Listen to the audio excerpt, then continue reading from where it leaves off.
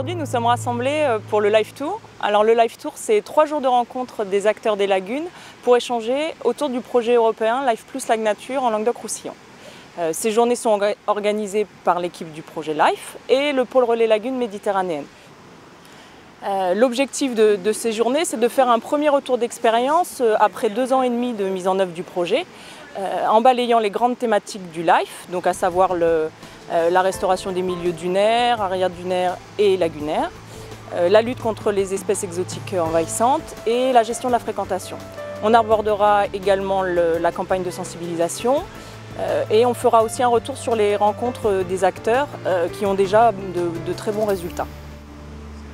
Alors ces journées s'adressent à l'ensemble des gestionnaires et décideurs des 3 régions de la façade méditerranéenne française qui sont concernés par la gestion des lagunes.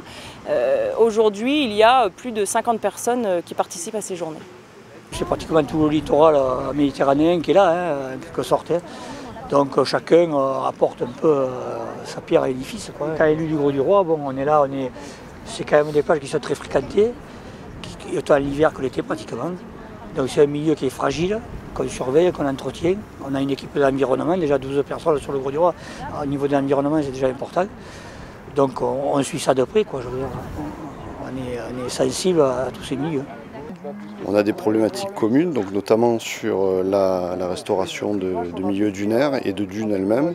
Par conséquent, c'est de toute façon intéressant de savoir comment les autres s'y sont pris face aux mêmes problématiques. On se rend compte qu'ils n'abordent pas nécessairement les problèmes de la même façon que nous, et ce sera toujours, à mon avis, intéressant le jour où on aura des soucis sur un problème de végétalisation qui ne prend pas, ou un problème de gestion de la fréquentation qui peut probablement être optimisé. À l'échelle d'intervention du port, on travaille sur 3800 hectares d'espace naturel. Pour nous, c'est intéressant de sortir un peu du cadre et essayer des choses nouvelles. Donc je pense que les programmes européens, dans ce sens-là, offrent des possibilités intéressantes.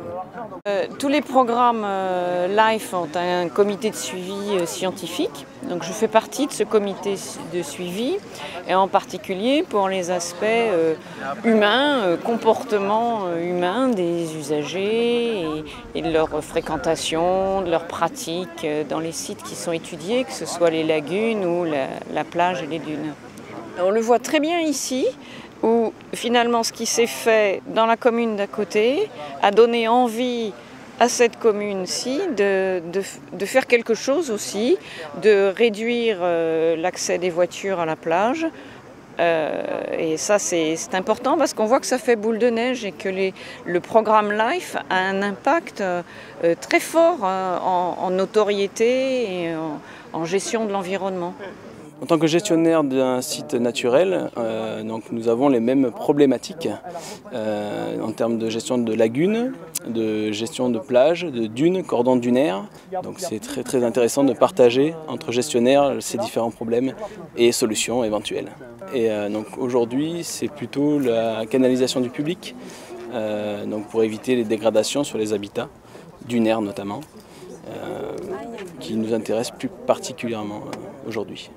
Nous sommes intéressés également par ces projets un petit peu d'aménagement et de gestion, parce qu'effectivement on est dans des sites qui sont écologiquement très intéressants, très rares même et à protéger, et donc effectivement tous ces systèmes de gestion, de mise en valeur, de protection, de surveillance et d'aménagement, ça nous intéresse dans le sens où savoir prendre parti de ce qui est fait pour en tirer le meilleur et essayer de l'appliquer sur nos propres territoires en fait. Ça permet aussi également d'échanger, de voir ce qui se fait ailleurs. En fait, ce qui est intéressant dans ces journées d'échange, c'est qu'on se rend compte que pour agir efficacement sur le territoire, on ne peut pas agir si on ne mêle pas les élus évidemment, les financeurs, les gestionnaires de sites, les associations et les experts techniques. Donc en fait, c'est tout ce beau monde qui agit dans un même objectif qui est la préservation de l'environnement.